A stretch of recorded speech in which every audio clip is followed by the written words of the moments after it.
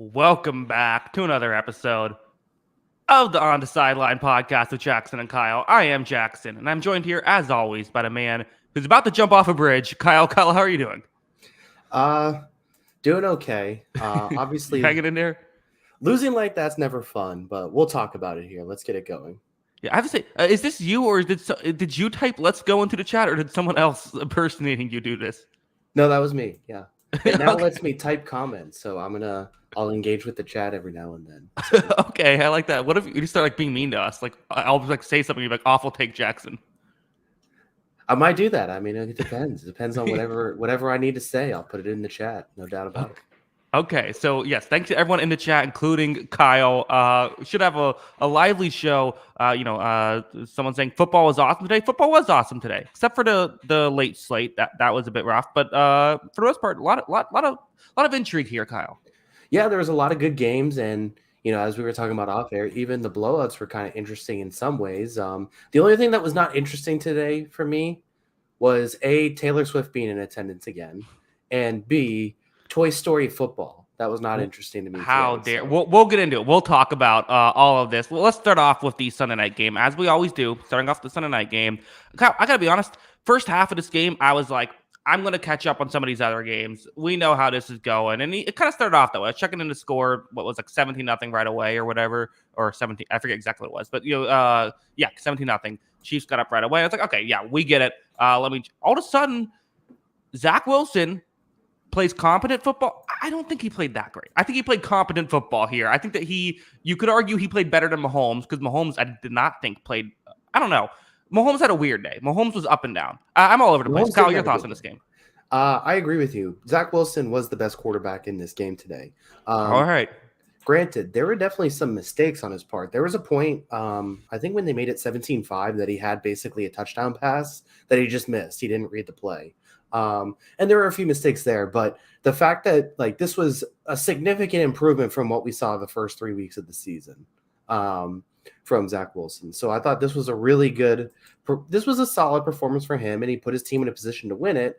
Obviously, the fumble's unfortunate. You can't put yourself in that position, but I thought the fact that he put his team in a position to actually win this game potentially, I thought was a huge step up. Yeah, and this is no slouch defense either. I mean, this is a defense that we kind of look at as a pretty good one. So definitely, I guess where do we go with? Let's start with Zach Wilson, then we'll get to Mahomes, and then we'll talk about the holding call, because those are, I think, the three big storylines. Zach Wilson was able to make this a game, made some real throws, also did have some, could have had a turnover or two that didn't happen, that could have happened, but I don't know.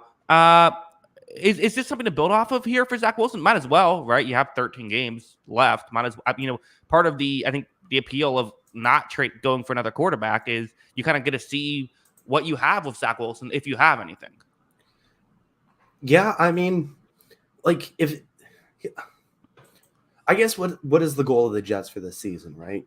If they still want to try and galvanize this thing and make a run at a playoff spot, if they think that's a realistic goal this year, then they should probably trade for a quarterback. If a quarterback's available, if a Kirk Cousins is available or something like that, you should probably trade for that if your goal is to still make the playoffs this season. If you want to see what you have in Zach Wilson and see if maybe he could be a future backup quarterback, maybe you could still try and figure something out, I don't know, then yeah, keep playing him, because I don't think this team is just any quarterback away from making the playoffs, any quarterback upgrade away from making the playoffs. They're still going to need something significant to really make that happen. And if it's not worth the risk or worth the draft capital, then yeah, just play him, see what happens, and go from there. I mean, he's going to have some bad weeks, I think, still. And I still, I still probably would have benched him last week, but at the same time, this was productive. This was a step forward. So you got to give him credit for that too. Yeah, for sure. Patrick Mahomes had a rough day. Now, we kind of saw, I don't know, this, I guess the Jets defense is just really good at playing elite quarterbacks, because what they did to Josh Allen earlier this year as well. I think that I'm not concerned. Mahomes had some weird, even that holding penalty, which again we will get to. That was just I don't know what he was doing there. I don't know why he made that throw at all. Just threw it up in double coverage for no reason. It had some really weird plays. Had 2 interceptions. Could have had 2 more. It wasn't good. And I think another thing is This Chiefs offense, Jets defense is very good, but this Chiefs offense, when they're not playing the Bears, still just does not look as effective as we're used to seeing. Yeah. Yeah. I mean, and then we even said last week, even in that game where they scored 41 on the Bears, like it didn't feel fully in sync still. Are we concerned about it long term? I'm still saying probably not. It's only 4 weeks into the season, and you came away from these 4 weeks 3-1. So you can't complain about it too much. But it does seem like the lack of number one receiver is more prevalent now than ever since this Tyreek Hill trade. And I think that they had some issues in the first couple weeks. I think they had issues with that this week. And, they can't rely on Kelsey to do everything. They can't rely on Kelsey for every big play, it feels like. And it feels like they are right now. I mean, the interception, or one of the interceptions, he just threw right to CJ Mosley. There was another play where Kelsey and Mahomes had a mix-up on the route, or it was one of those plays where they say Kelsey can kind of do his own thing, and Mahomes threw another one right to CJ Mosley. He could have realistically had four interceptions at least in this game, which is a very uncharacteristic thing for Patrick Mahomes. And I would say even like on those four like dangerous passes, a lot of those looked like his fault, at least from our point of view. They looked like just reckless throws.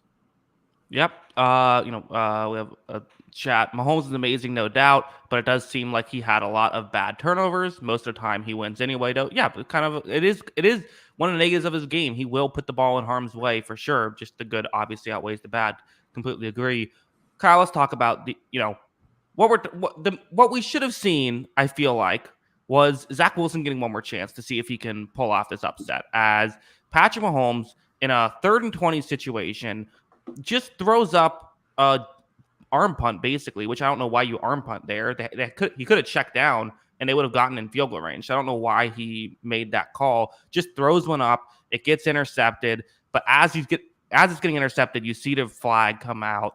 And some people are saying the flag came out after the interception. It didn't really. The ref was holding the flag, and it seemed like he kind of held it for a bit just to make sure he didn't hit anybody with the flag, but he had to flag out. It was going to be, they didn't throw the flag because of the interception, I don't think.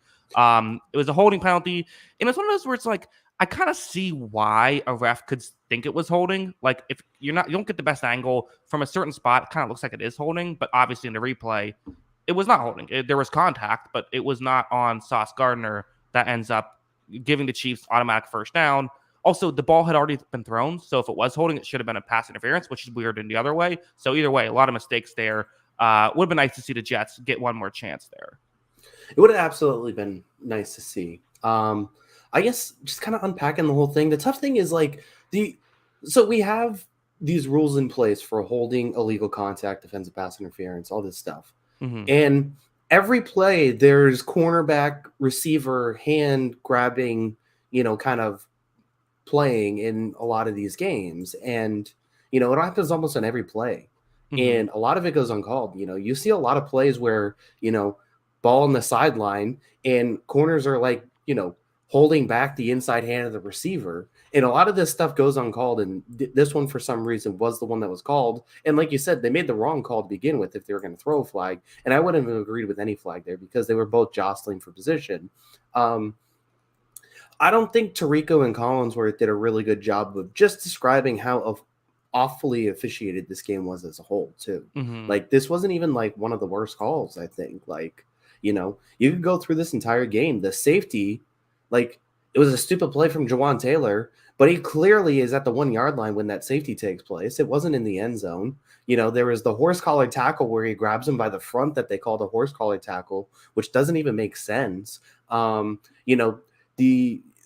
They had that holding on Jawan Taylor for Jermaine Johnson that moved them back to 3rd and forever. The very next play, Jermaine Johnson's held again in the very same kind of capacity for like 4 or 5 seconds. Yeah. Mahomes scampers for that first down. He gets that. And then later there's the holding call on Sauce Gardner. There was 4 or 5 really back-breaking penalties or game-changing plays by referees in this game that were just horrendous. Just absolutely horrendous plays. So I think, it's unfortunate that, game on Sunday night, a game that ended up being a lot more entertaining than we thought. And, the Jets played well and gave it their best shot.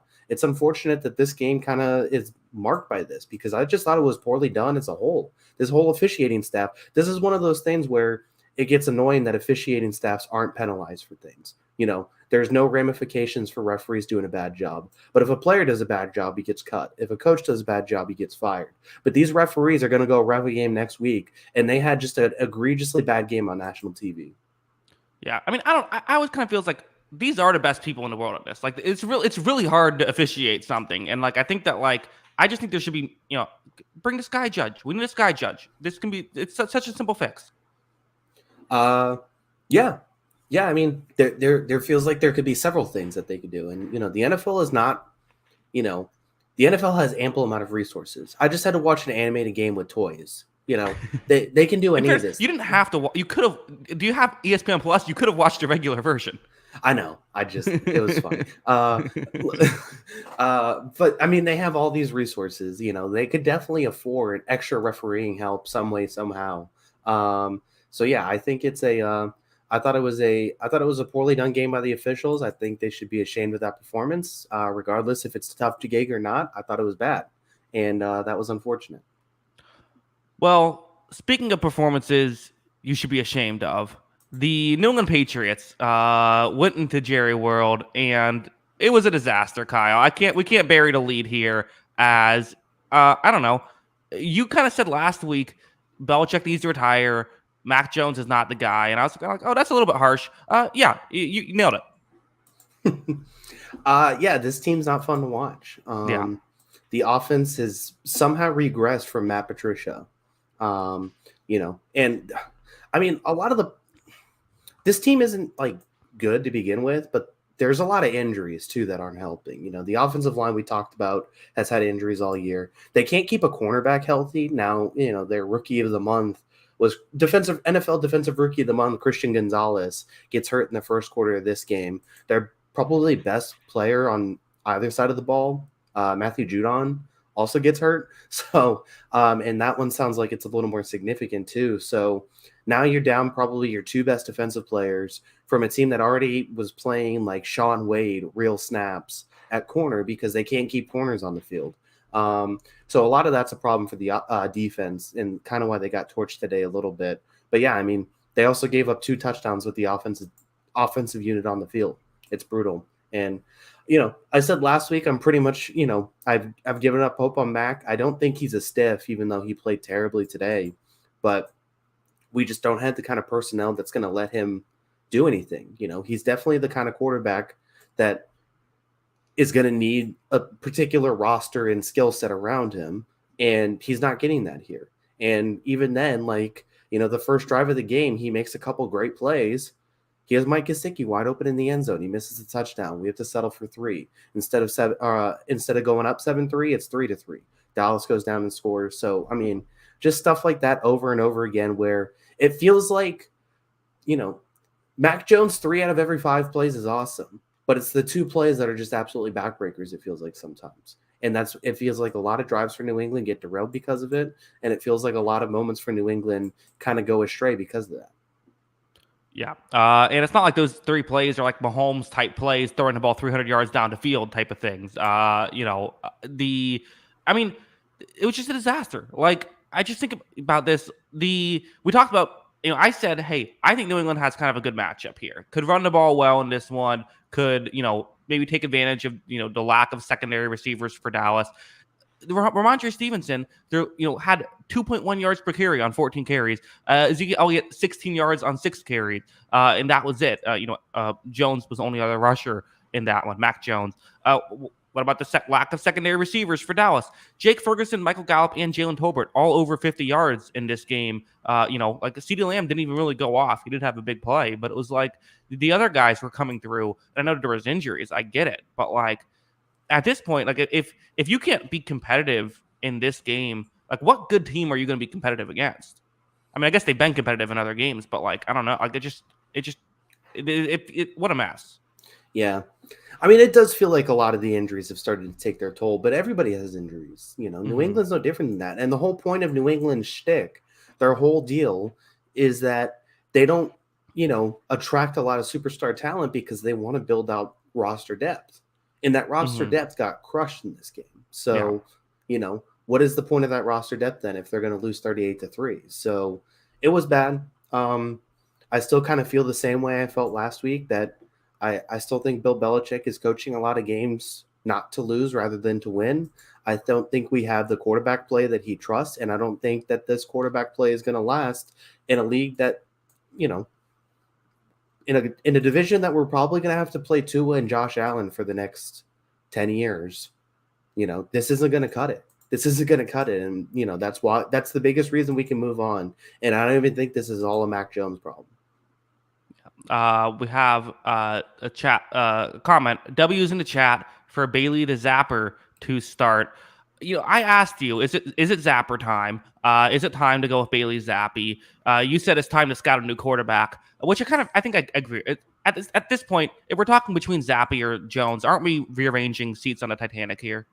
Yes. Yeah. I mean, I think Zappi's a fine backup quarterback. But I don't think there's any world that Bailey Zappi becomes an NFL starter. I just don't. I've seen the guy play. I think he that's just kind of how I feel. It doesn't feel any different than Mac Jones when I watch. So yeah, I would completely look for a new starter. I'm gonna watch a lot of Michael Penix highlights, but maybe with Judon out and Christian Gonzalez out, maybe it's time to think a little bigger. Maybe think Caleb Williams. I'm about to say. I mean, it's. I don't know. Might be having a bit better. Might end up having a better season than you would. Or I guess a worse season than we thought was possible heading into this. I don't know. The Patriots they're gonna win some games. They're gonna find ways.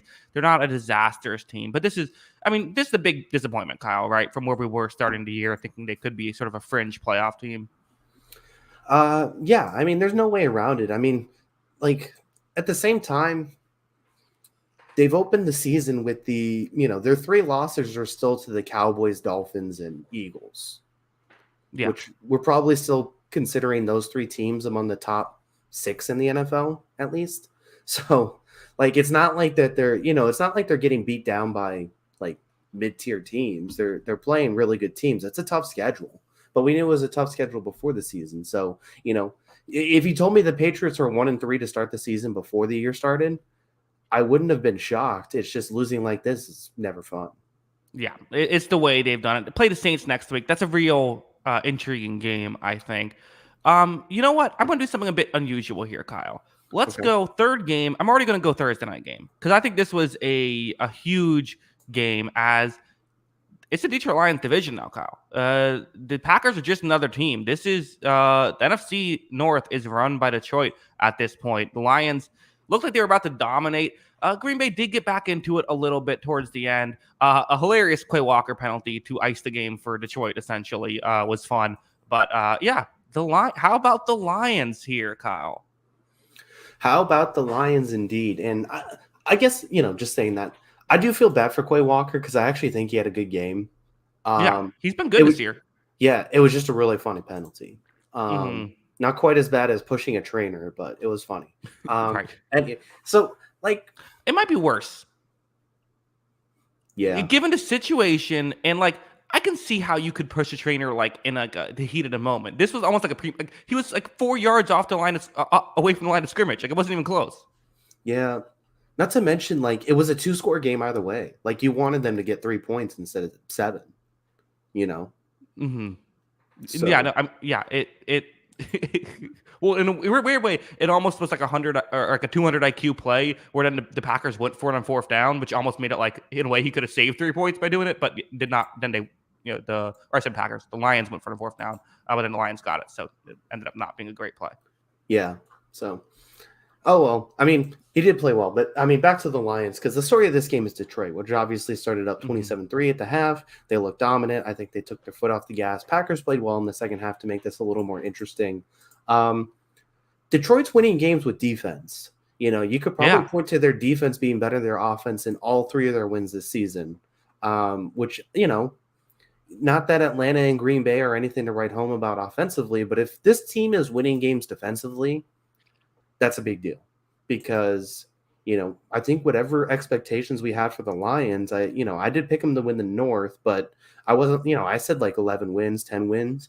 If this team has this defense ready to go and can win games this way, I mean, I'm still not putting them in the tier with San Francisco, maybe the best version of Philadelphia or Dallas, but they're a little closer to that than we thought, right? Like you probably have to level up your expectations a little bit.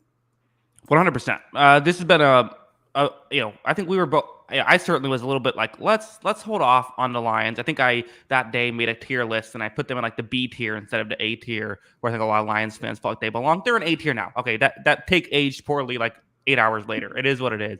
Yeah, this defense been awesome. And the young player. I mean, God, how about Aiden Hutchinson is he's turning into one of the elite players in the league. I mean, that's just what he is right now.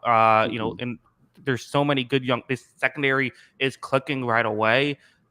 The offense wasn't spectacular or anything, but didn't have to. It was good enough. It was still good in this one. I thought the running game worked really well. It was weird. David Montgomery had 121 yards and 3 touchdowns, but he only had 3.8 yards per carry. But I still thought he played well in this one.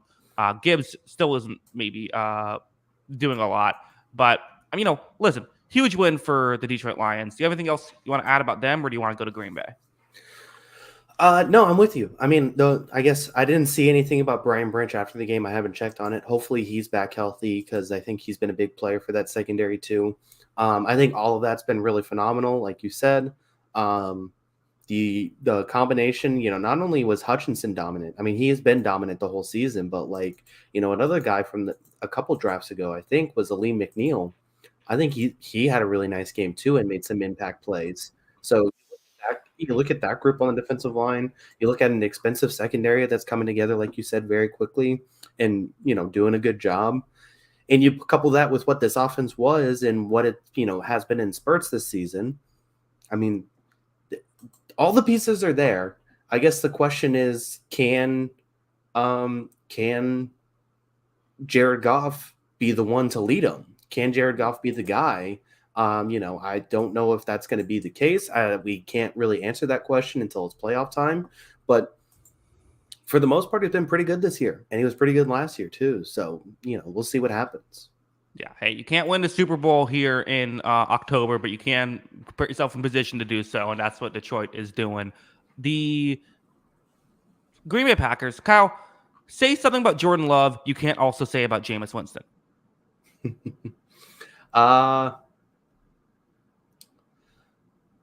Can't also say about Jameis Winston. Yeah.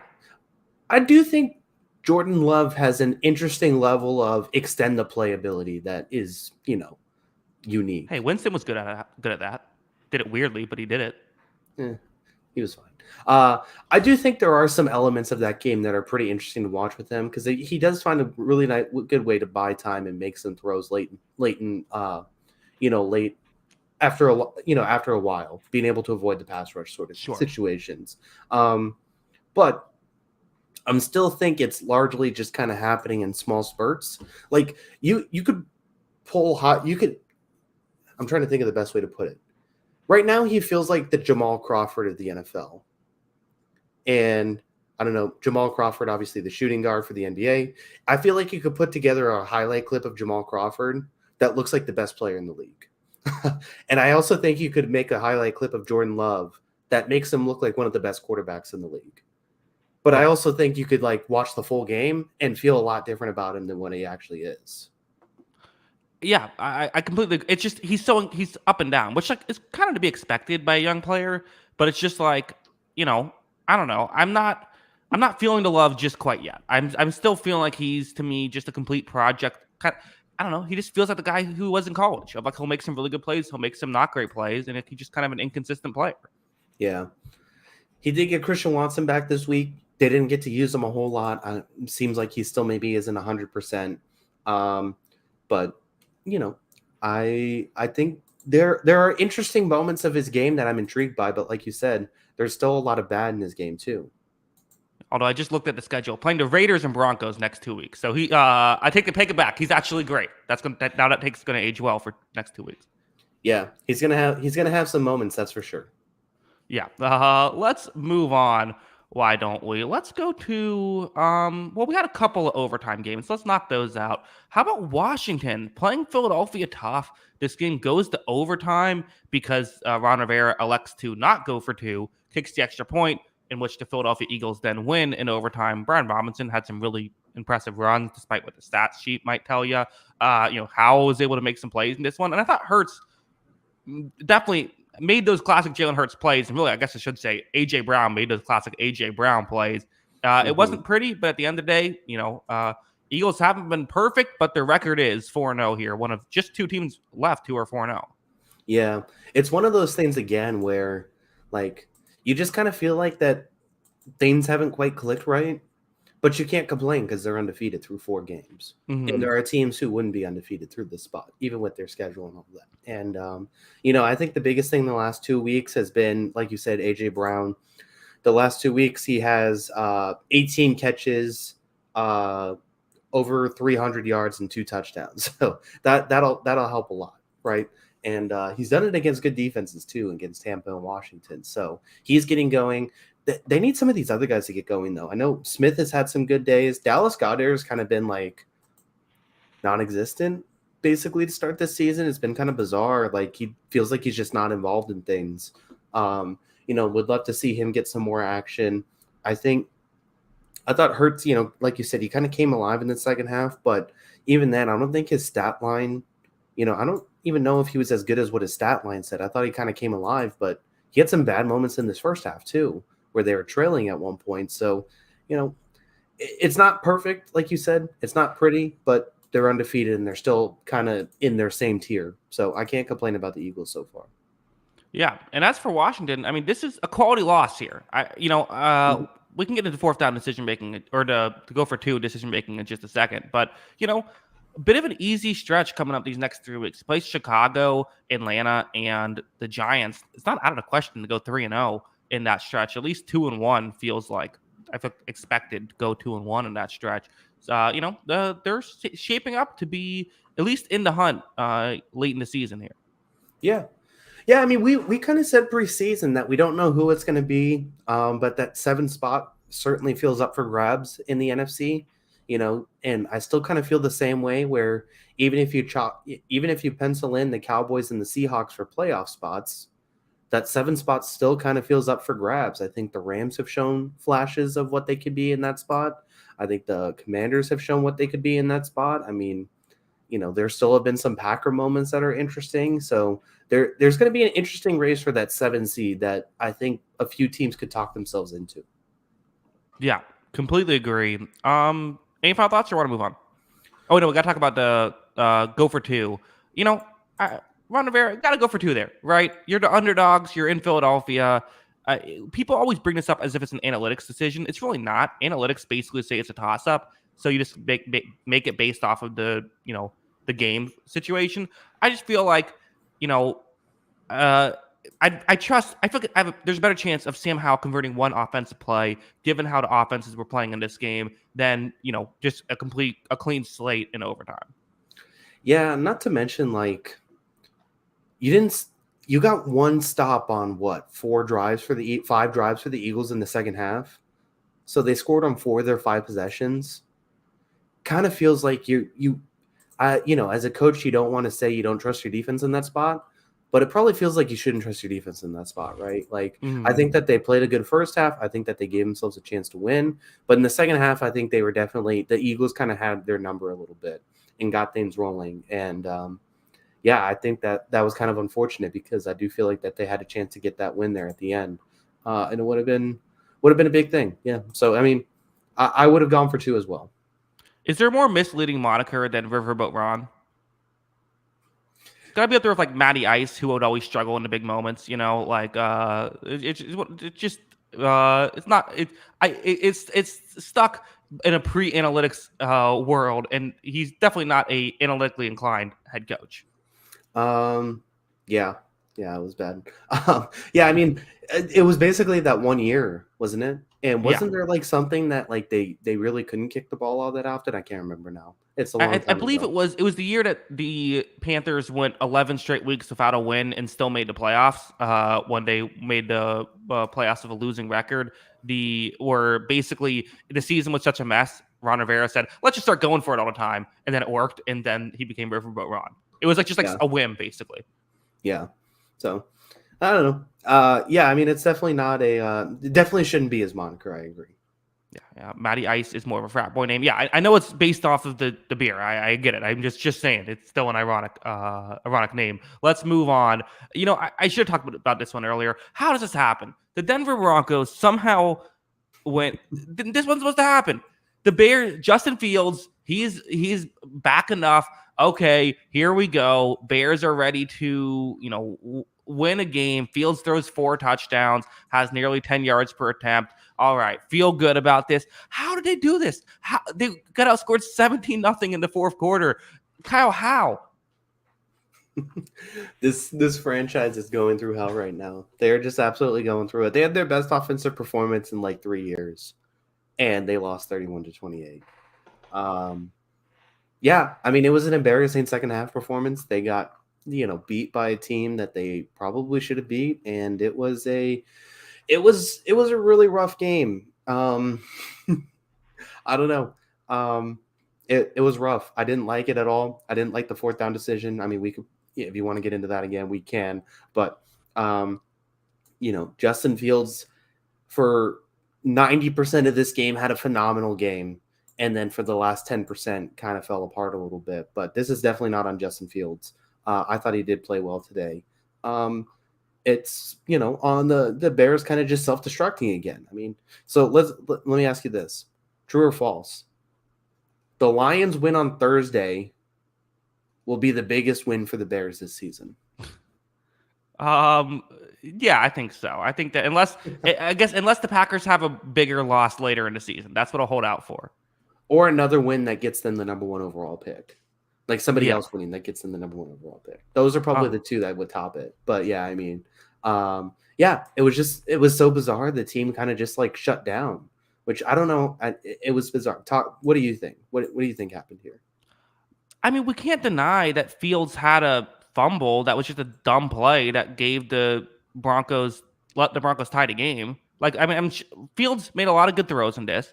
He also had a lot of open receive. Like, there still is like that little, I made the Carson Wentz comparison pre-draft, and I'm sorry, but I nailed it. Like, he's Carson Wentz. When guys are open, he's going to look awesome. And then when the second he's in an issue, I mean, he tried to throw the football. Like, he started to throwing motion, like as he's getting sacked, basically throws it backwards and lets Denver tie it up.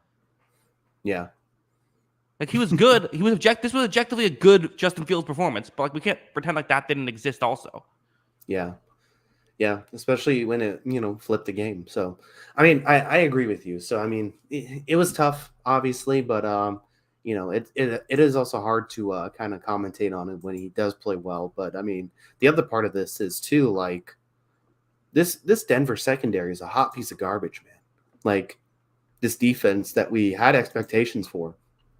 Like we've seen defenses kind of perform below expectations. Have we ever expected more of a defense that like has fell so short of expectations? This might be the worst defense in football, and we all kind of thought it was going to be good this season.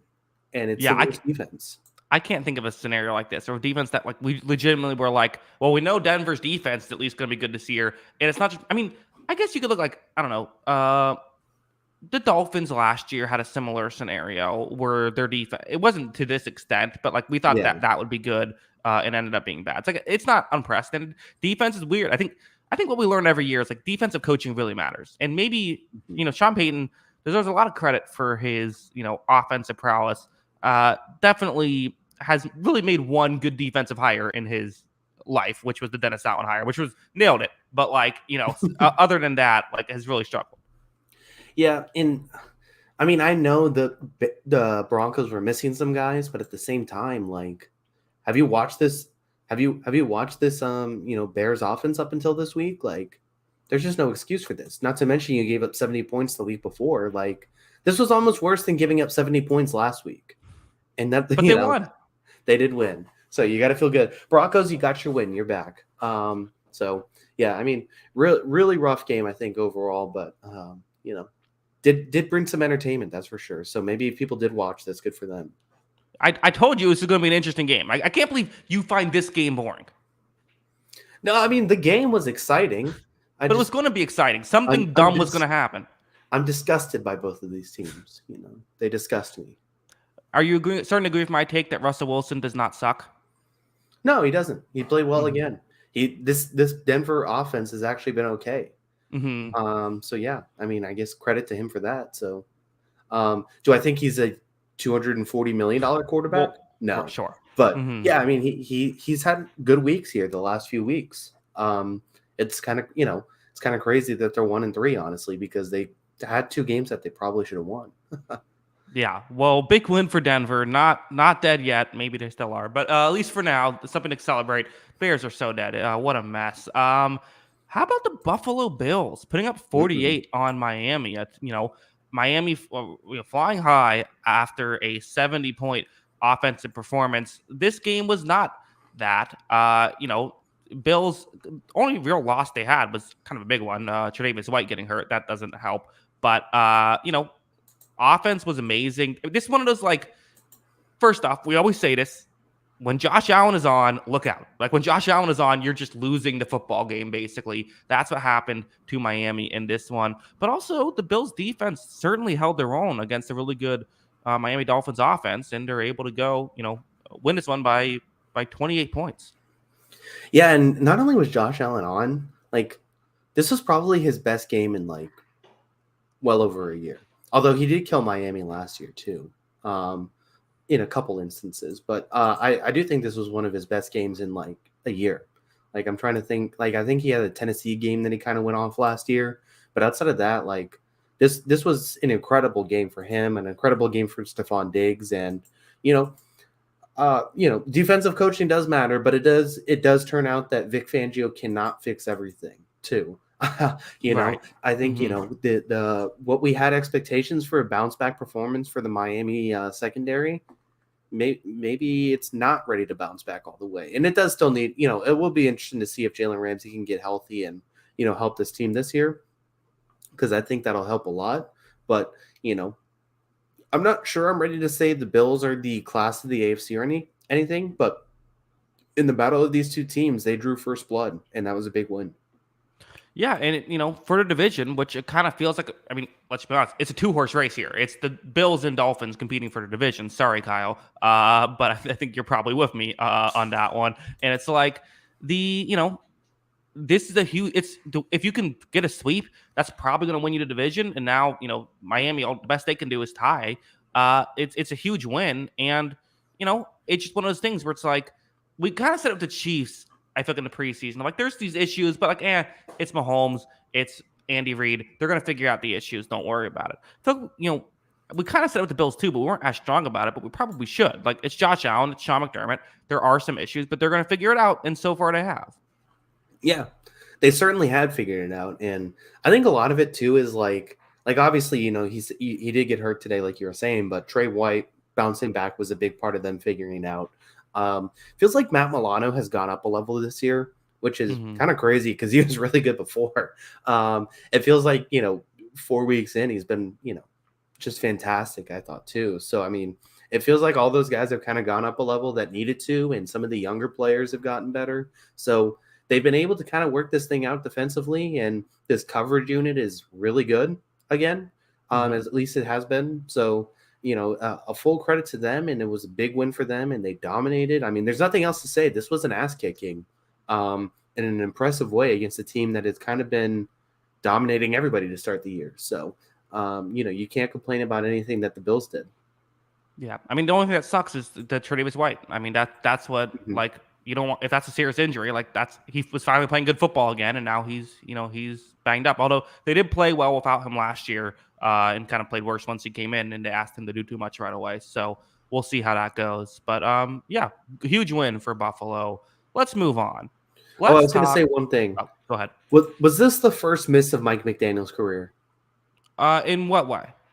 I I don't know. We had been talking about how this Bills team is covering a lot better, and it felt like they were really aggressive in the passing game. It felt like they abandoned the run pretty quickly, and then kind of came back to it late. I think, as someone said in the chat, and I don't know. It just kind of felt like Miami, despite I think having moments of playing really well and still being a really good team, it just kind of felt like that they were kind of a step slow as far as the coaching and the matchup and the schemes here. And I still think McDaniel is fantastic, and he's one of the best coaches in the league. It just felt like this game was a miss.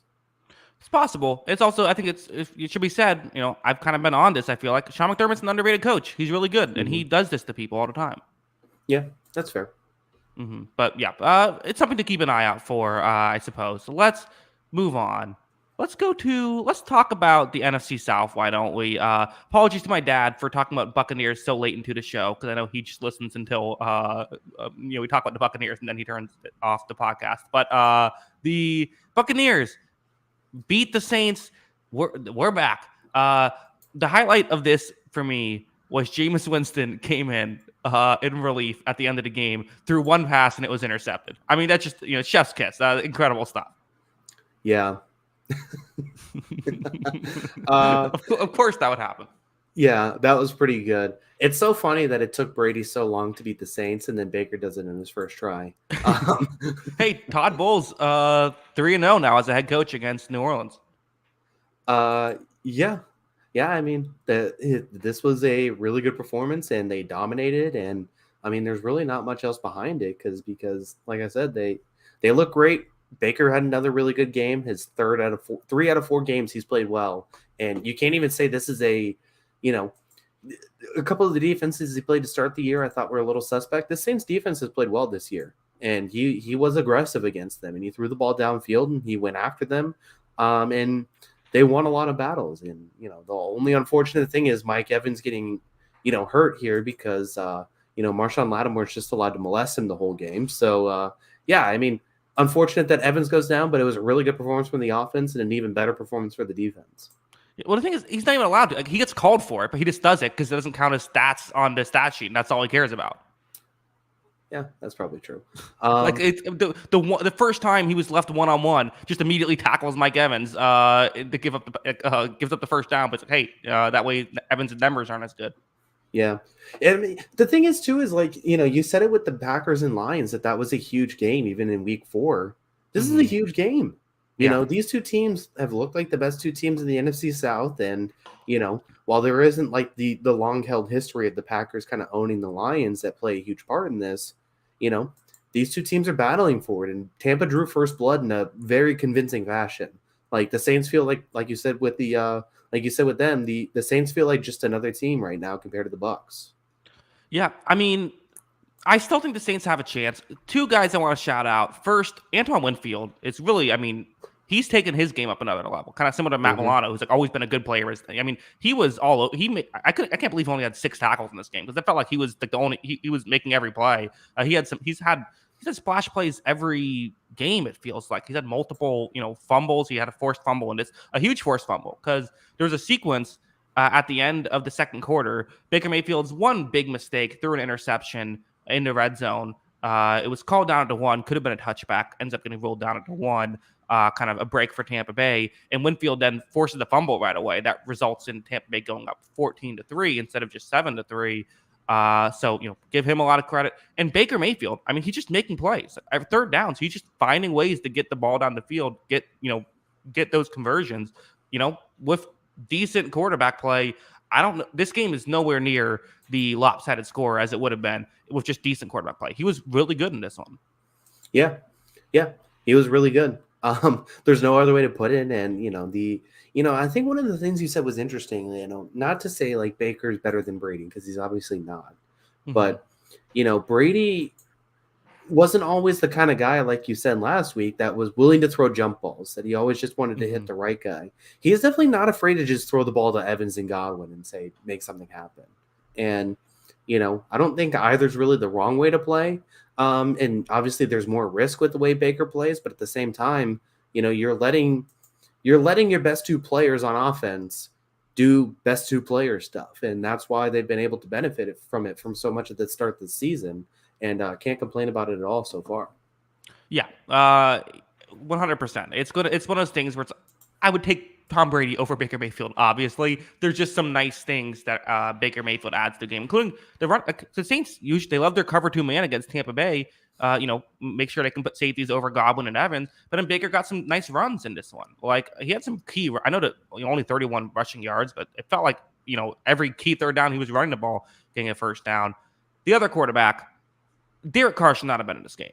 It reminded me of the playoff game with Drew Brees against the Buccaneers, where it was just like they just knew he couldn't throw the football down the field. I mean, someone brought up in the chat, Alvin Kamara, 13 receptions for 33 yards.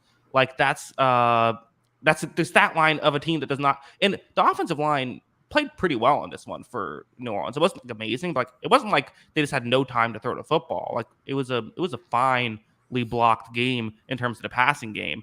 Their car, I mean, 37 attempts, 127 yards. Like, if that's the kind of performance you're getting out of an 80% healthy Derek Carr, then you bench him until he's 100% healthy.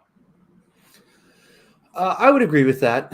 Yeah, I mean, it wasn't great. He didn't just hit the Gabbard zone. He blew right through that Gabbard zone, Yeah. man. 3.4 yards per carry is something pretty special. That's bad for a running back. Yeah. I mean, I think he even said per carry, just naturally. Oh, yeah. Per attempt. That's right. So, I mean, that's bad. And, this Saints team has been weird offensively. Obviously, Carr being hurt in this one is not ideal. But, like, you keep looking at the talent of the Saints offense and just, like, and you look at some of the production, you think, oh, this guy's pretty good. This guy's pretty good. But they don't get points. And, you could probably point this one to just Carr being hurt and obviously that being a massive disadvantage.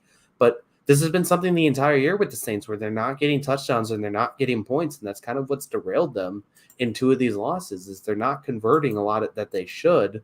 And I think it's kind of a concern. They got to be able to put, you can have all these pieces on offense and look as good as you want. If you don't score points, it doesn't matter. Yeah, completely agree with everything you just said. I think I had another point, but I can't remember what it was. So why don't we just move on? Let's go to another game. Let's go. Well, let's go to the other overtime. Why don't we? As I locked up the Rams, wasn't even thinking about it. All right, nailed my lock. We're good. Always important to get the locks right during the pick'em show. All of a sudden, Indianapolis comes back from down 23-0 to tie this football game, forces overtime where they would eventually lose. The Rams still find a way to pull out this victory. But, several ways to look at it. It was a classic Matt Stafford game, first off, where, like, first half puts up great numbers, helps out the stats. Second half digs a hole for himself to then be able to get out of, and then he gets out of the hole and wins the game in overtime. Like, if this isn't Matt Stafford to a T, I don't know what is. Yeah. That was a really impressive last drive, the overtime drive. Yeah. Like he just has those moments in him and, stepped up big in this one and got the win somehow. And like you said, it wasn't pretty for the Rams for 60 minutes, but they managed to get it done. And, Stafford definitely had some mistakes. And, I think, we'll talk about him in a second. Anthony Richardson had some mistakes, but they also had some really great highlights. And one of those highlights for the Rams continues to be Puka Nacua, who is just the best wide receiver of all time. Right. He's like Jerry Rice, Justin Jefferson, and Terrell Owens put together at this point. I mean, this guy's incredible. I mean, he's just going to, he gets off the bus and gets 150 receiving yards a game. I mean, this is impossible to stop. So, I mean, this is the best player ever. He's on pace for over 2,000 yards, Kyle. That'd be so funny if he broke, like, the receiving record in his first year. Yeah, he's at 200 yards, or excuse me, at 500 yards already through just 4 games into the season. It's unbelievable. I mean, he's good. Like, it's not like he's just like the guy who's getting schemed open. Like, he's winning. Like, there's like one-on-ones that he's winning on the outside. Like, he's just straight up winning. I mean, when Cooper Kupp gets back, I wonder if that'll take some targets away. Might go the other way though. I mean, I'm really excited to see what this Rams offense can do once Kupp gets back, if that ever happens.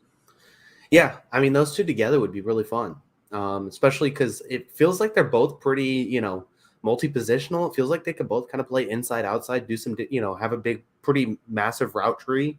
So it feels like you could be pretty creative with both guys.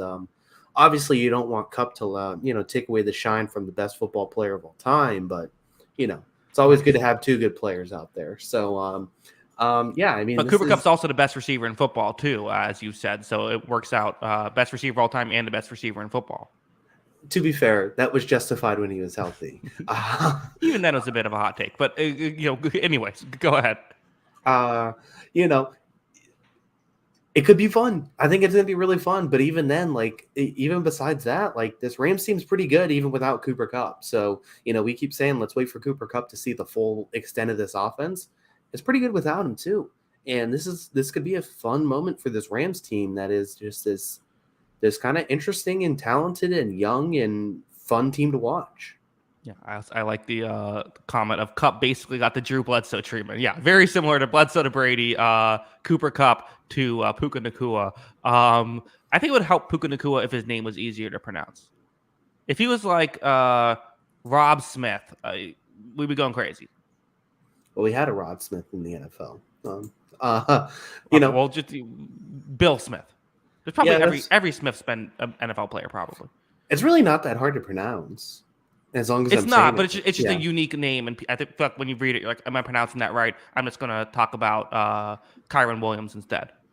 Yeah, that's fair. But no, I mean he's been great, and it's a yeah, I mean it's there's not much you can say about that Rams offense. I think that they're good, and the Rams defense has shown up well, and I think both of these teams are kind of like both of these teams have exceeded my expectations, despite Yeah. both being 2-2. I think that they both are not only like pretty good teams, I think they're both pretty entertaining too. So Yeah. this was a fun game between these two sides. Yeah, we have to talk about Anthony Richardson, who like he still misses throws. Like there still are those mistakes. I mean, his stat line 11 was for 11 for 25, yeah. 25, but he had 200 yards and 2 touchdowns and no picks. It's like you'll take the yardage totals for 25 attempts. It's just weird how like only 11 of them were completions. Also had 56 yards rushing. So like you'll totally take the he's one of those unique players. Like you don't judge him the same way you judge Matt Stafford. Like he's just a unique player. But hey, it's working all right so far through 4 weeks, although he hasn't played all of those. Didn't get injured this week, so that's a positive. That is a positive. Yeah, I mean, he's definitely, he has the makings of like I already made a Jamal Crawford reference, but he feels like a high volume NBA scorer where, the advanced stats are not going to love Anthony Richardson. The analytics are not going to love Anthony Richardson. But there is definitely an impact to having a guy who just kind of puts the fear of God in you and can have, the most amazing play of the day on any moment. Yeah. Let's move on, why don't we? Someone who's not putting the fear of God into anybody right now is Joe Burrow, as the Cincinnati Bengals, another disappointing, I mean, maybe probably the most disappointing loss of the season. Week 1, okay, well, no big deal. Weather, all that stuff. Week 2, okay, it's Baltimore. They're a good team. Hey, you win week 3, didn't look as promising, but you got the win. This was rough. I mean, everything went wrong. The offensive line can't block for Cincinnati. Guys aren't getting open when this is supposed to be an elite receiving core. Only Jamar Chase is showing up here. I mean, T. Higgins is not having a good year. Tyler Boyd isn't doing a lot. They don't really have, and Tanner Hudson's like getting like legitimate snaps here in big spots, which is probably not ideal for Cincinnati. Joe Burrow's missing throws. Joe Burrow's missing reads. I mean, Tennessee's defense is good. I think we saw this week that last week was kind of an anomaly for them, but what a mess so far. Yeah, I mean, this has definitely been, I would say, is Joe Burrow hurt? Is he not? I mean, he probably is still hurt more than, they're letting on, but, there's no way around it. This is the most disappointing team to start the season, right? I mean, they've put up 3 points in 2 of their first 4 games of the year. For a team that had, an MVP candidate quarterback and one of the best receivers in football and, all of these pieces in place, this has been disappointing. This has been unfortunate to watch. And, you got to start hitting the panic button at some point. And I think it's now. Like, even if Joe Burrow is unhealthy, even if it's hurt, and that's the reason why he's not playing well, at what point do you have to say, like, how do we try and get better quarterback play? Because you might lose a whole season if he's going to play this entire season like this unhealthy. Yeah, I mean, it is true. It's similar to the Derek Carr thing. And I have to say, though, I don't think this is all on Burrow. Like, I didn't think that he was a disaster out there. I thought that there was a lot of other issues. Negan in the chat says, Joe Cool turned to Joe Poo. Do you think Joe Poo, do you think that nickname is going to stick, Kyle? I don't think it'll stick too much, but that was good. Yeah, I mean, I like it. I think I could see people, like Steelers fans getting shirts saying Joe Poo. Yeah. This team can't get the ball downfield anymore. They can't get the ball even over the middle anymore. I mean, they can't do anything. Yeah.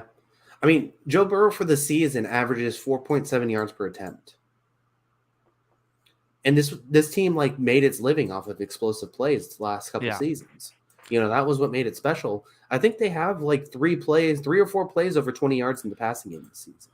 And they can't really run the ball anymore either. So, yeah, I mean, it hasn't been they have 4 big plays this season through 4 games. And their quarterback averages less than 5 yards per attempt. They can't get any explosives. And like I said, that was what made this team successful. Yeah. And that was what made, Burrow successful, is making those big plays. And if they can't get that, I don't know how they win. Well, right now they're not, and you're absolutely right. They have to get those big plays, and they play Arizona next week. Feels like could be a get right game, right? I mean, Arizona's offense has been scrappy. We'll get into that, but their defense is not, and it feels like if they struggle next week, I mean, it's almost like just call it at this point. But like, yeah, what it is. I mean, because we've seen it happen where teams that have high expectations, crumble. I mean, we saw Tampa Bay last year is a great example. But like Tampa Bay, okay, had high expectations. A lot of their older players though didn't perform as well as you want. Like that, you can kind of understand. Yeah, sometimes players get old and they don't, they fall off a little bit. Sure, they had some injuries. Got it. Coaching wasn't great. This is the same exact team that was there last year, basically. I mean, maybe even a little better. Yeah. I mean, for the most part, like outside of the defense, and the defense hasn't really been the problem, especially the secondary, which is where they lost their players. So, yeah, I mean, it doesn't make a whole lot of sense. It's just been bad. It's been, they feel like the letdown team of the year. So I don't really know what to make of it. It's I don't really know what else to say. Yeah, I mean, it's there's not really else to say except for it's been bad all around. It's a bad football team right now. Maybe it gets better, but it's been bad right now. The flip side, as we said, Titans defense is real. It's a real thing. Derrick Henry might not be washed. Derrick Henry looked all the way back in this one. The Tennessee Titans have been the Jekyll and Hyde team of the season, right? Yeah. It's kind of like they looked terrible in weeks 1 and 3, honestly, and then they looked pretty good in weeks 2 and 4. So I don't know which one's real. But yeah, I mean, like you said, this was Derrick Henry's easily his best game of the season. He did some really great stuff here, and all of a sudden Tennessee feels fine again in the hyper competitive AFC South. We talked about the NFC South being back. Every team in the AFC South is 500. Like this is perfectly AFC South. All 4 teams 500. All of them finish either 9-8 or 8-9. That's going to happen. Ooh, that would be good. I think all of them go 8-1. They all tie each other. I like it. Yeah, that's what I want to see have happen. Yeah, I mean Tennessee looked great this game. Defense I think can compete. I know Deshaun Watson kind of beat them up last week, but this defense can compete, no doubt. I think the secondary that they spent on is good. I think Alshayir's a guy who's played well to start the year. That was a free agent signing. I mean, they have pieces on that defense. And if they can get this version of Henry, they're going to be the same old Tennessee Titans, which are a pain in the ass to deal with. Also, I should comment on this. For the past 30 minutes, 2 people in the chat have been just arguing over a Jerry Rice situation, I believe. Yeah, they're arguing over Stickum. Like, why are we still talking about Stickum in 2023? It makes no difference. Like, these gloves are cheat codes anyway. Let's move on. Okay, let's move on. Indeed. Big win for Tennessee. Big win for their division rivals, the Jacksonville Jaguars, as let's start off with the Toy Story game. Kyle, so I made a video, I just sort of as a joke, I made a film study on Desmond Ridder, but I did the Toy Story footage. That was what I did. It surprisingly did I was expecting it to just be some funny thing. Surprisingly, that's 11,000 views already. It did pretty well for a video. I wasn't expecting the Toy Story footage to pop off. Yeah, that was pretty good. There was a throw in this game that was apparently a touchdown that I couldn't see was a touchdown because the ball hit the ground, and I'm like, oh, incomplete pass, and then they shout touchdown. Yeah, no, I was watching the game in the morning. I was watching with my girlfriend, just showing her hey, look at the Toy Story thing, and we saw it, and it's like, oh, okay, incompletion, and it just goes the animation touchdown. It's like, oh, okay, I guess it was a touchdown. Yeah, I mean it was a little bizarre. There was definitely a lot of glitches.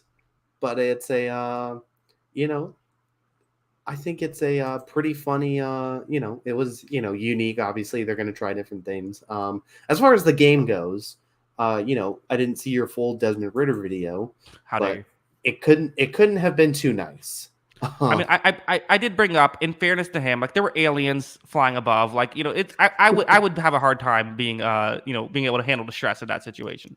They replaced the chain gang with the slinky dog. Like, how Yeah, how is that legal? the crane was the thing picking up the ball place. I mean, just it's great stuff. Also, super chat seems like the Titans are much better at home than away. That's interesting. Maybe something to keep an eye on for. But yeah, I mean, Toy Story, whatever. It's an interesting concept to have the sort of the AI generated football game. It wasn't the best way to watch a football game, but talking about the game itself. Which again, I watched Toy Story footage, so I'm not going to sit here and say that I have the perfect understanding of it. Ritter was making some bad plays. It's kind of one of those things where it's like Bijan Robinson has been exactly what they wanted him to be. He's been a superstar. He's been exactly how they hoped he could be. It doesn't matter. They don't have the quarterback situated. Like, they're not going to be successful unless Ritter can play much better than what he's doing right now.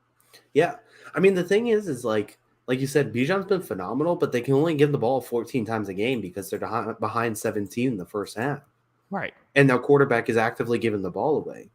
Like, I think they would love to get Bijan 24, 25 carries a game, but they can't because they're behind two scores. you Mm-hmm. know, so yeah, I think it's there's a lot of weapons on this Atlanta team, and I know the Kyle Pitts thing has fell below expectations, and Drake London did have the touchdown that was allegedly caught, although Toy Story says otherwise. There was that play, but at the same time, like, there was a lot of there's a lot of pieces here that you know could this be a team that if they added someone next season, could have that quarterback away sort of mantra? Like, if this team added Kirk Cousins next year, like, what would be your expectations for the Falcons? I still think I don't know if they're like I still think they're kind of get put into the tier of like they're a playoff team, but I don't know how much better than that. Although I do feel like I don't know why wait till next year. Why not make a trade to the Vikings right now? Signing him in the offseason instead of using draft capital, I guess. I don't know. Yeah, but I mean, if you could make it work where you don't have to pay him a ton of money, like that way you can kind of go all in this situation for at least a year. Yeah, that's fair. I mean, there's arguments, I think, for both sides, but yeah, I mean that too. If they felt like they were good enough right now, trade for Kirk Cousins. But just in general, if they added a player of that caliber, it feels like they could be, pretty good. Like, I don't know if they're competing with like Philly and San Francisco, but it feels like that they could be, in the ballpark of something interesting, because there's too much talent here to kind of, have a quarterback with a QBR of 10.7 out of 100. Right. Yeah. I mean, if they traded for Kirk Cousins, they're favorites to win the division. I think like today. Yeah, I would say so too. This team's good. I like this team, but it just you can't win. You can win with mediocre quarterback play. You can get by. Quarterback wins aren't everything, but it's very difficult to win with actively terrible quarterback play. And we've seen actively terrible quarterback play from several teams, and Desmond Ritter's one of those guys. Yeah. Gotta give credit to Jacksonville though. Even Trayvon Walker had a sack. So how about that for Trayvon Walker watch? That's still two less than Josh Allen. Josh Allen with 3 sacks in this one. Andre Cisco and Darius Williams both with good interceptions. As the I thought Lawrence was very. Lawrence has I think been better than the numbers would suggest this year. I don't know if he's been like elite, but he's still been very good this year. I had a really good game. I thought another kind of the toys could have made some more plays for him, but still a very good game.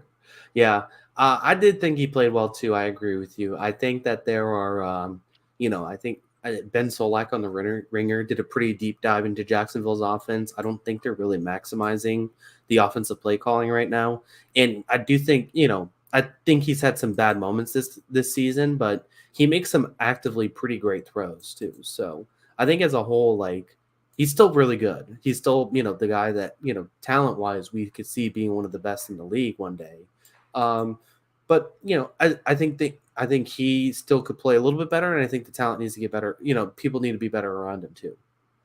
Yeah. Yeah. I'm with you. Let's move on. We have 5 games left to talk about. Steelers Texans, another young quarterback to talk about. It's the CJ Stroud mania. CJ Stroud having another game of over 10 yards per attempt. I mean, what's crazy about this game is we kind of talked about going in. Like, I don't know if, he said looked good, but this is a tough defense. Got Alex Highsmith and TJ Watt coming to town. Like, there could be some issues here. And, like, those were issues. Like, he did have to deal with that. It wasn't like that disrupted plays pretty consistently in this game, but he's kind of waited it out, didn't make the mistake, and then when the opportunities came, he was able to take advantage. Nico Collins, 168 yards and a pair of touchdowns in this game. Running game wasn't overly spectacular, as we knew it wouldn't be, but it didn't matter. I mean, Stroud was great, and we can talk about the Steelers in a second. But first, great stuff from the Texans. Even their defense looking really good so far. There's a lot to talk about the Houston Texans, which is probably the best thing that we could say about them. It's been an impressive couple of weeks now. I even think you're kind of underselling the Stroud thing. I mean, he was actively phenomenal in this game. I know, he was only like just over 50% completion, but like that second touchdown throw to Nico Collins, the 52-yarder, like that was a phenomenal throw over a, trailing corner. And that was a tough throw to make, and he put it on the dot. And putting it on the dot also let Collins run in for the end touchdown after the fact, creating those yard after catch opportunities. Everything about it has been, Stroud has checked all the boxes we wanted to start the year. And this feels like a real, it's still only 4 weeks into his career. I don't want to jump the gun or anything like that, but this feels like a moment for the Texans. This is a franchise-altering moment if he's this good. Like that's what we're talking about for a team that's been in futility for multiple years now. Like this is a moment that could change your entire franchise if he's this good.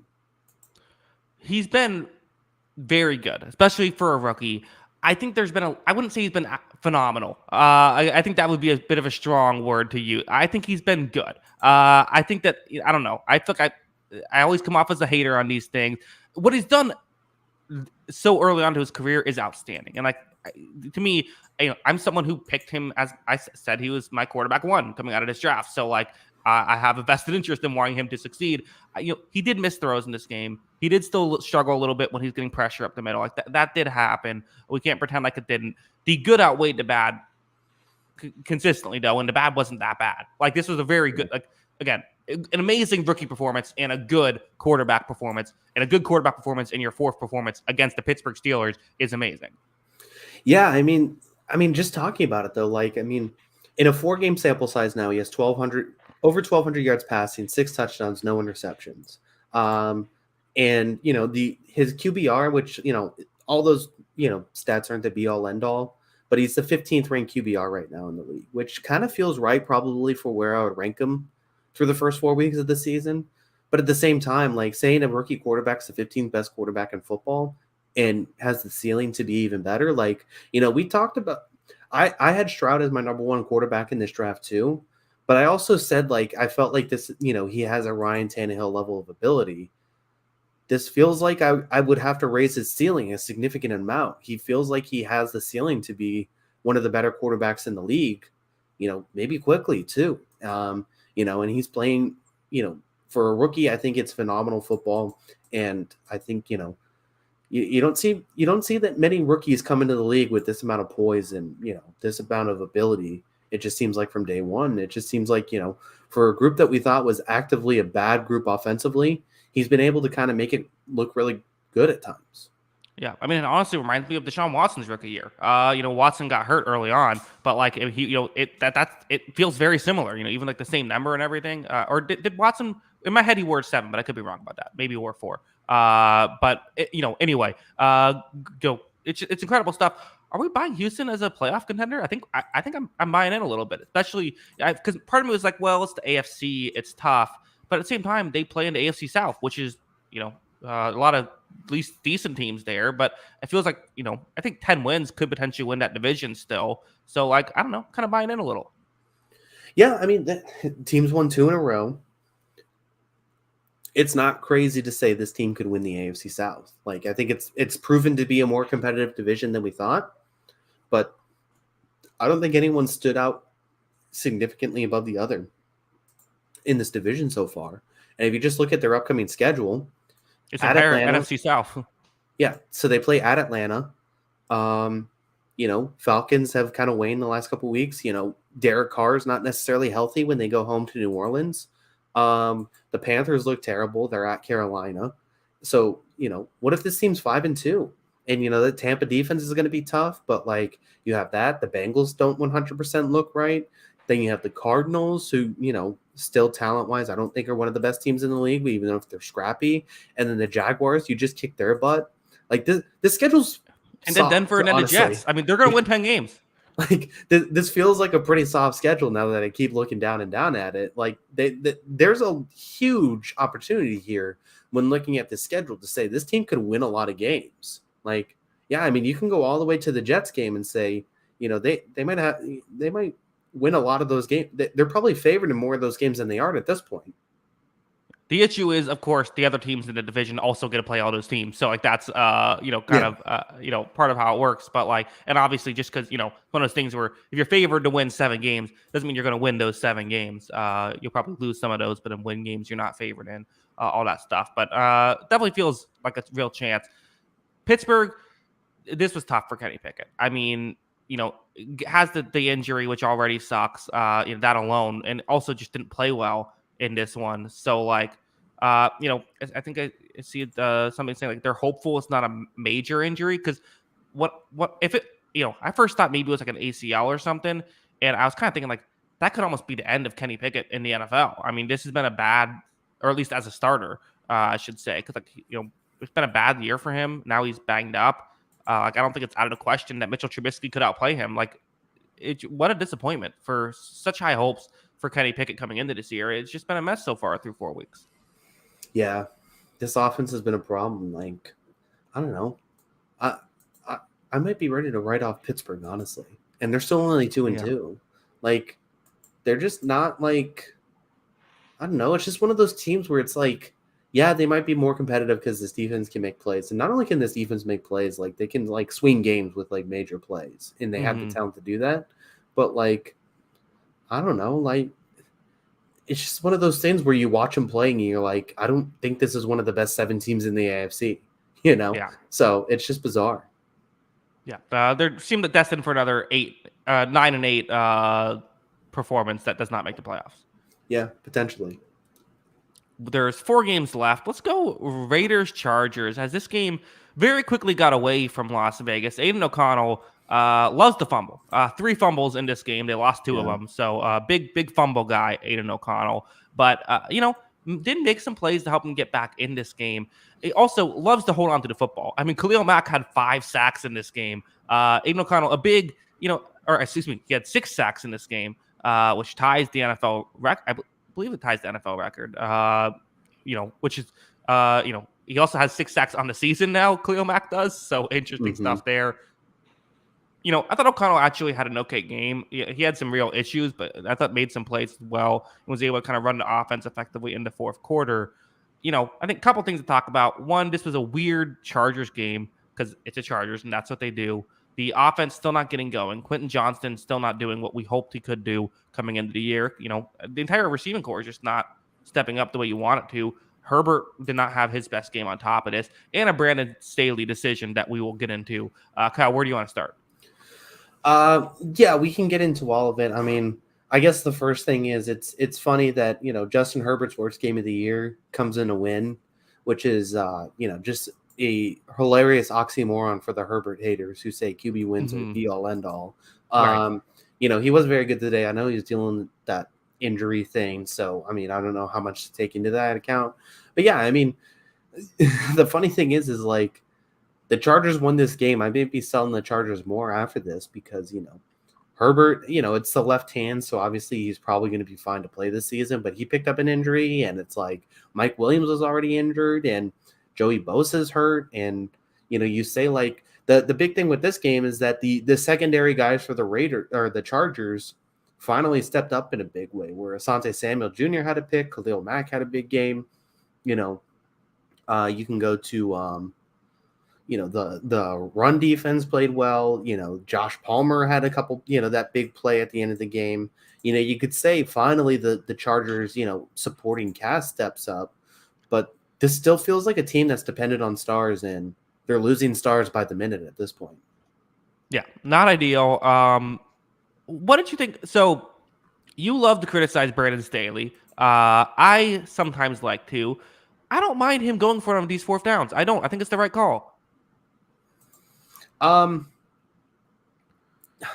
Want me to I don't explain? know. Shall I? Here. Why don't I? I mean, the analytics say it's not just like the right call, but it gives you basically like a 10% win percentage like jump to go for it. Like it's like a pretty significant because like the way you view it is you said it's you can keep possession, which more or less can win you the football game, and if you don't, all it's risking is like 40 yards of field position. So it's like Yeah. you're getting a huge benefit of potentially, and it's only a yard.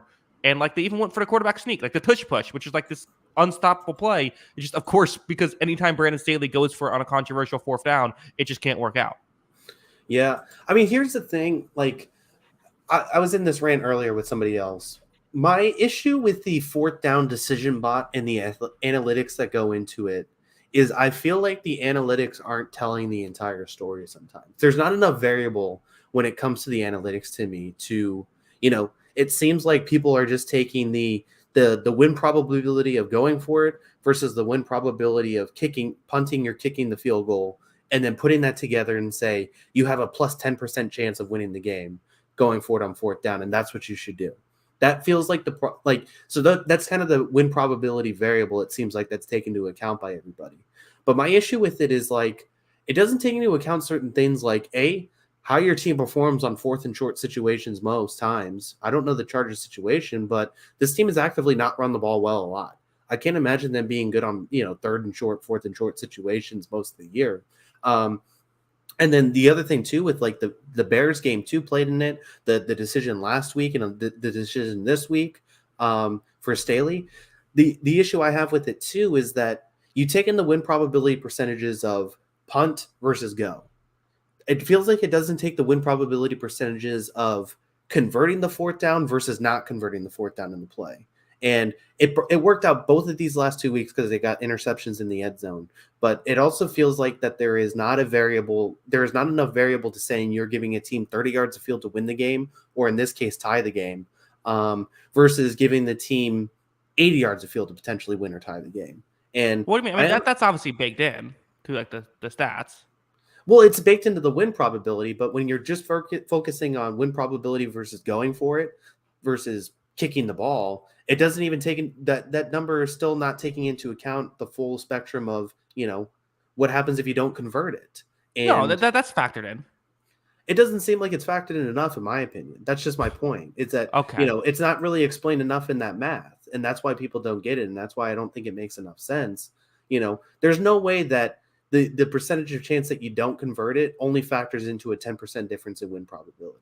That just doesn't feel right because they had, both of these instances, like I said, they both won the game, but, they gave up real opportunities for teams to beat them because of those situations. And, you could probably justify this one more than last week because they were up 7 instead of 4. So, the Raiders, unless they were going to go for 2, probably the best they could do is tie the game. But like the last week one too, I just thought like, why even give that team an opportunity? You could say, well, their defense stinks. It doesn't matter if they have to go 80 yards, but I'm still taking the team going 80 yards every time. Well, here's the way we don't spend forever on this, but here's the way to visualize it, I think, is just the difference in the field position just isn't as valuable as a chance to convert one play, which is a high percentage play, to win the football game. But they never convert them. So how is it a high percentage play? They never convert them. Okay, well, they've gone 0 for 2 this season, but it's not like they don't convert 3rd and 1s or 4th and 1s. But it just feels like, this team doesn't perform well, it seems like, in a lot of these fourth down situations. So shouldn't that be factored into the variable if you suck in short yardage situations? I don't know. I mean, I think that they haven't. I think that when they don't perform, when they don't convert, people blow it up. I'm saying if Mike McDaniel did this, no one would be criticizing him.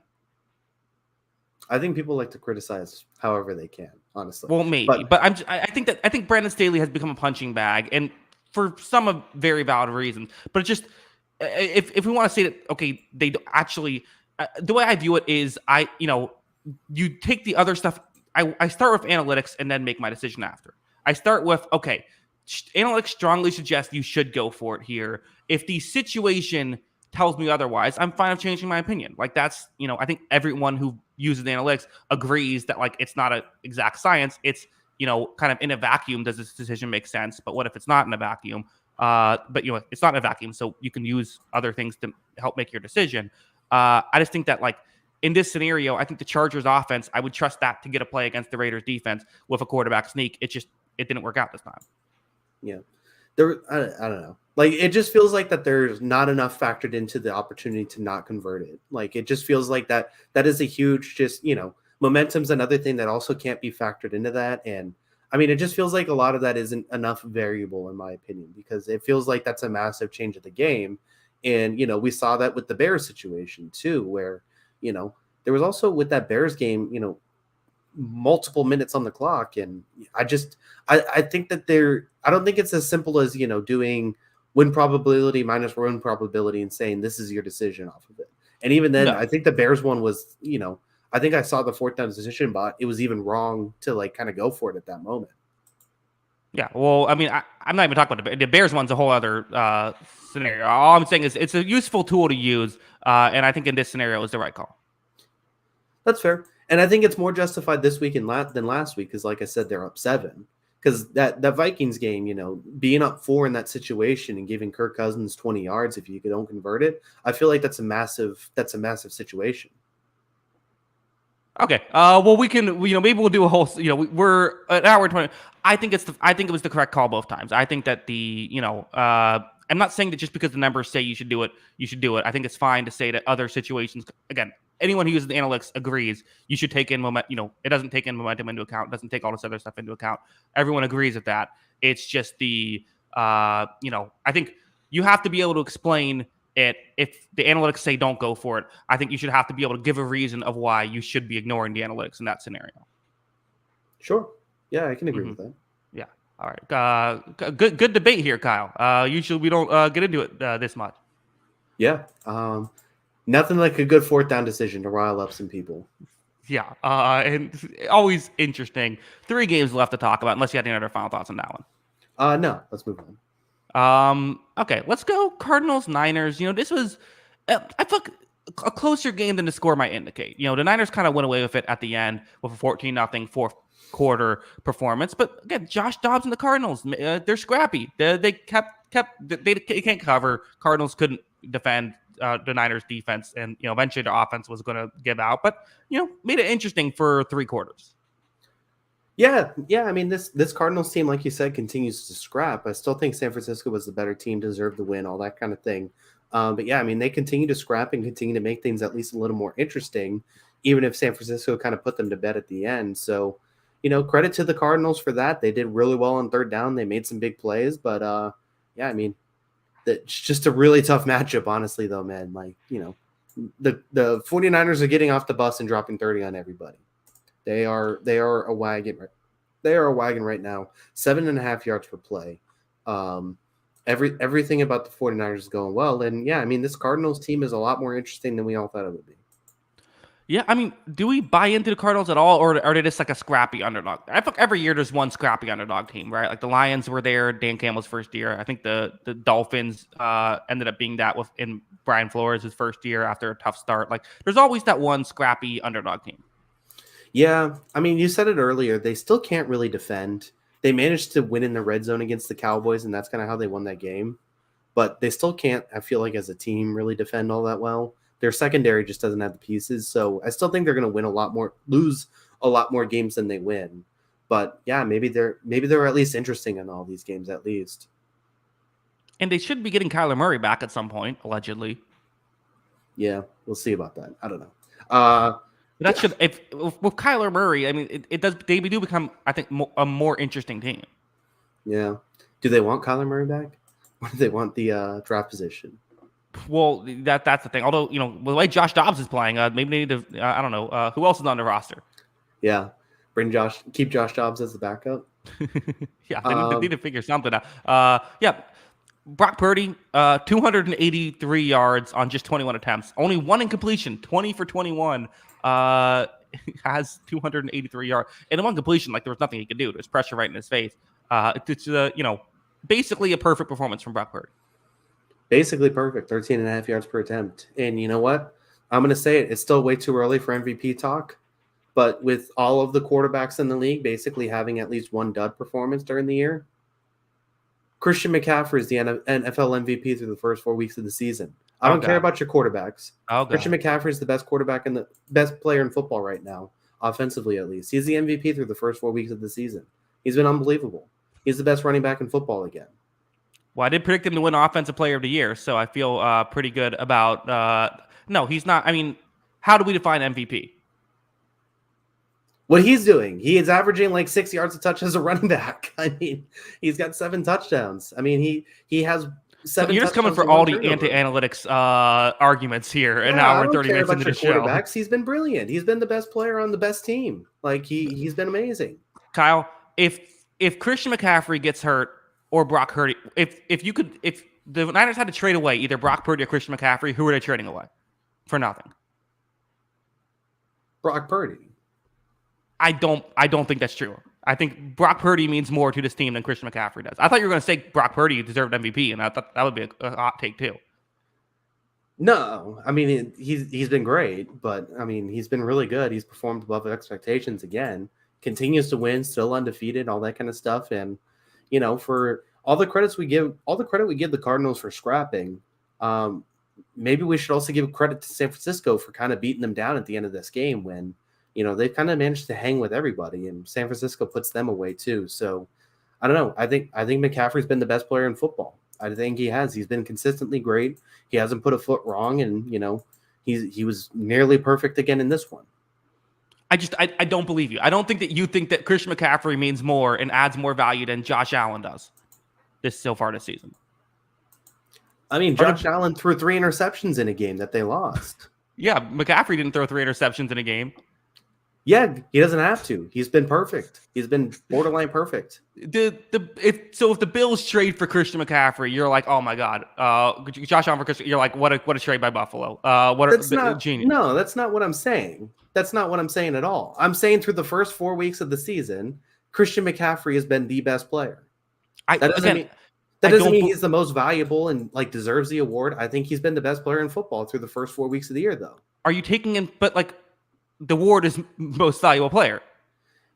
Yeah, but you know, we spent so much time on this debate. Why doesn't the best player just win the award? If he's the best player, he deserves. Well, that's a fine argument. I don't necessarily disagree with that, but I think that's why to have the offense.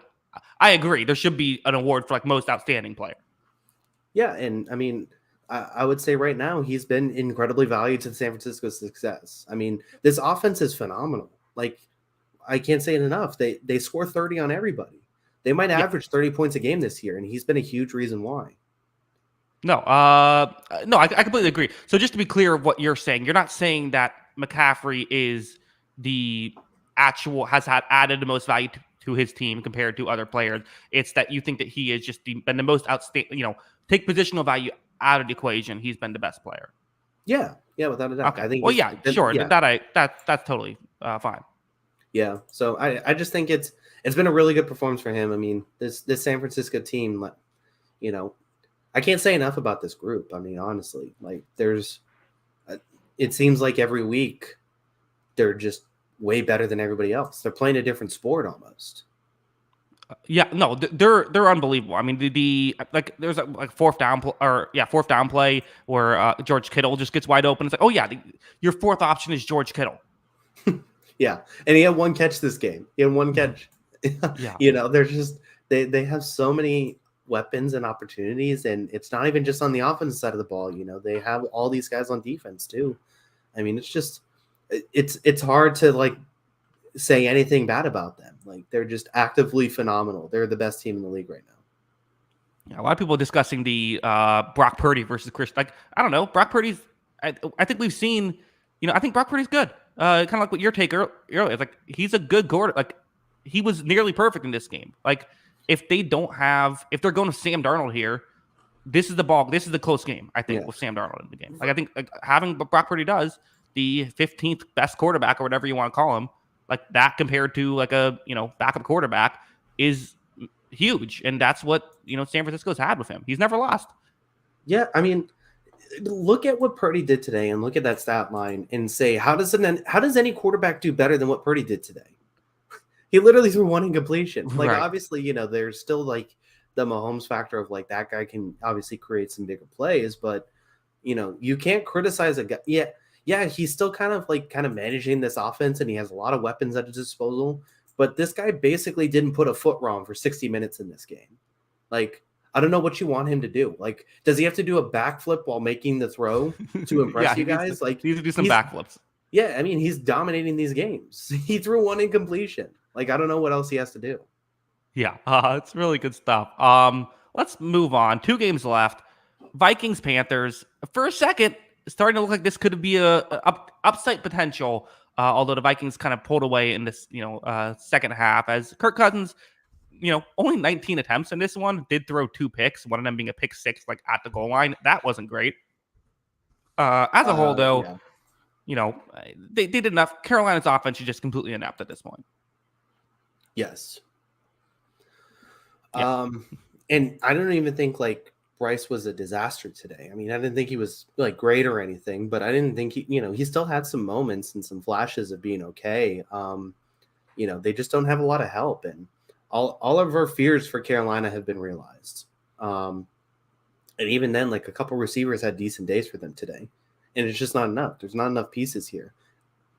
They paid Miles Sanders, which made no sense. We watched Miles Sanders play and said that guy's not a game changer. Adam Thielen, I would say Adam Thielen has blown away my expectations. Yeah, he's worked. Yeah. Carolina.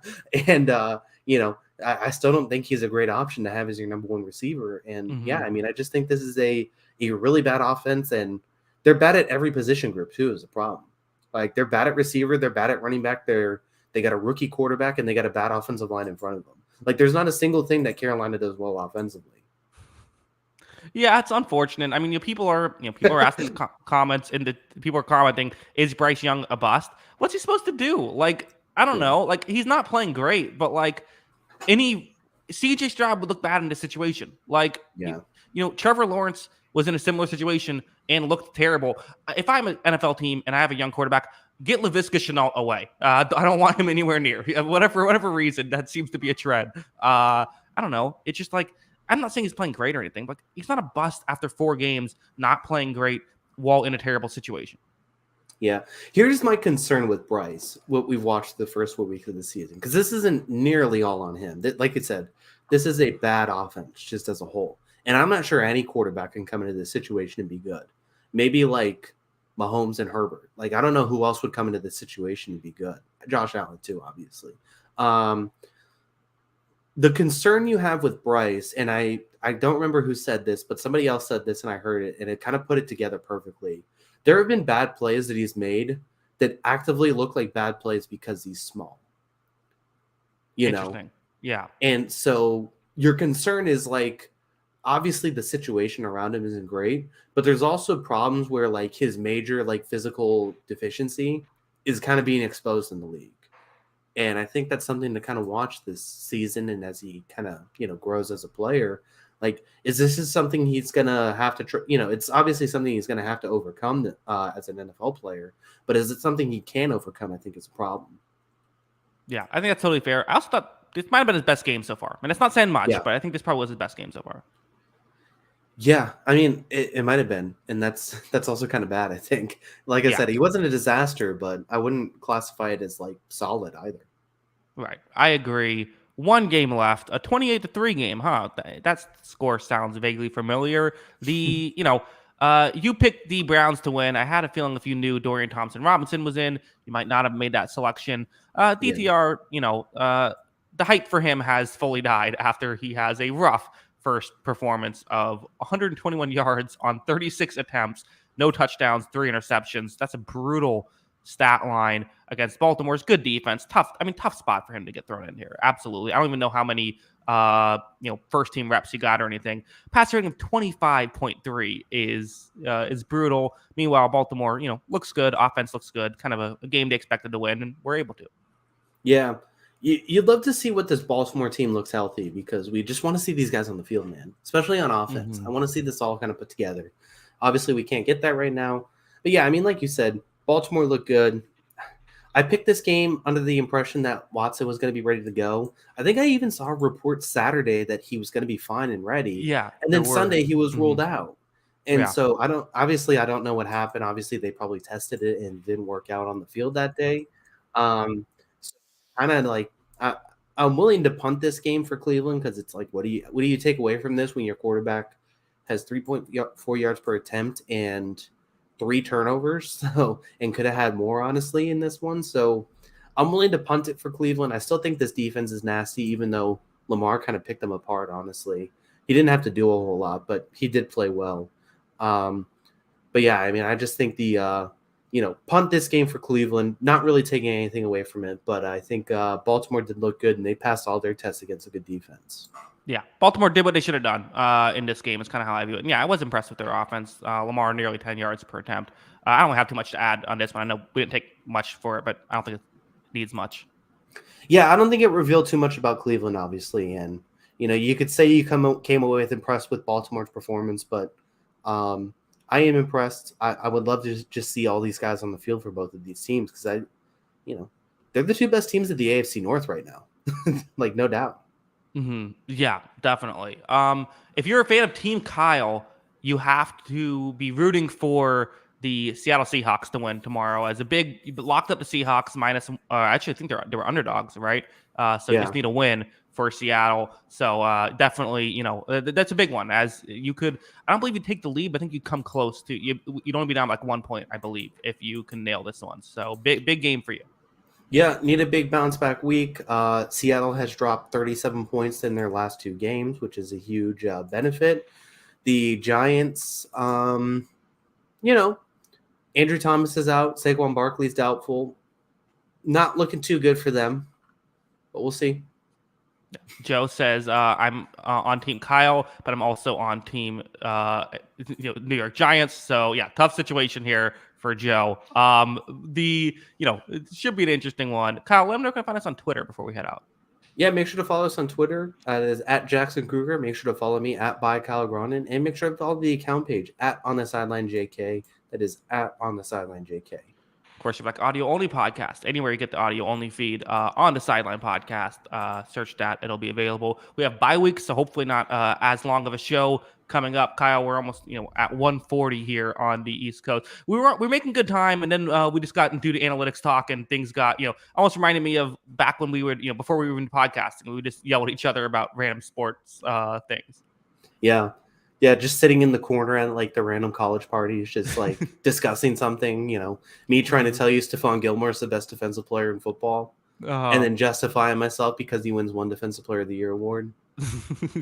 Yeah, right. That was it's good time. So why we do it here? Always have fun. And Kyle, I gotta be honest. I'm nervous about playing the Texas Rangers round one. Yeah. We talked about it a little last week. Texas is one of those teams that it feels like they can mash their way to a couple series wins. I mean, that lineup is pretty devastating. I mean, they added this kid, Evan Carter, late in the year as a late minor league call up, and I watched him in Double A because they played their Double A games in Frisco, which is nearby, and the Of kid's course just you straight did. up. It just, of course you have like this insight on this. It's just no, it's a compliment. Just like you just you. Yeah, I feel like no matter I'll bring up one random team. You're like, oh, I know this one small player from this thing that's done this. Incredible stuff. yeah. I mean, it's just funny because I even went like I have some friends nearby who are Rangers fans, and I went to the first game of the year even, and I'm like, this Evan Carter guy's good, and I'm like, Okay. and then like he's come up in September and he's just kind of nasty, and their weakest spot in the lineup was the left field, and they plug him in there, and all of a sudden this lineup looks pretty devastating. But they also convert like 47% of their save opportunities, so I don't know what to take of that.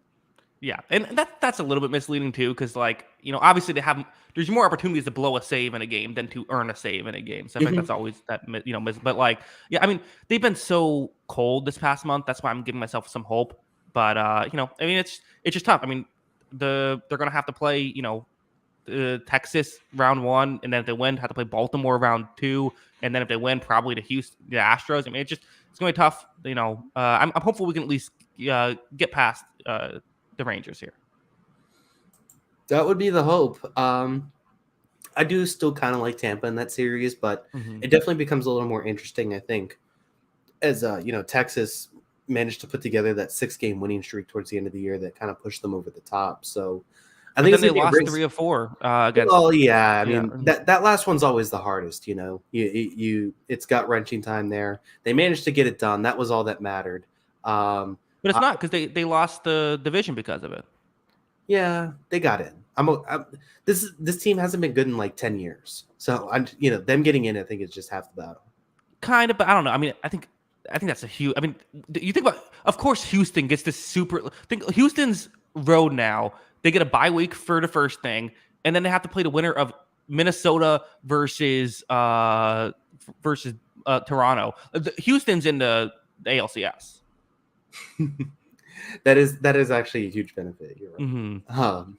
So I don't know. Like they're gonna be tough out. Yeah, I mean, I don't think outside of Minnesota, there doesn't feel like any short thing losses in this postseason. Like even if you look at like the the NL side, the Phillies, kind of came alive with their bats in September. They could be interesting. I think the Diamondbacks even have some interesting players. I'm not picking them to probably win, but Mm-hmm. I think the only team I'm probably writing off is the Marlins in the NL and probably the Twins in the AL. So it'll be interesting. And I can even see the Twins beating to Toronto. I don't think that's like to me that's an interesting series. That's fair. Yeah.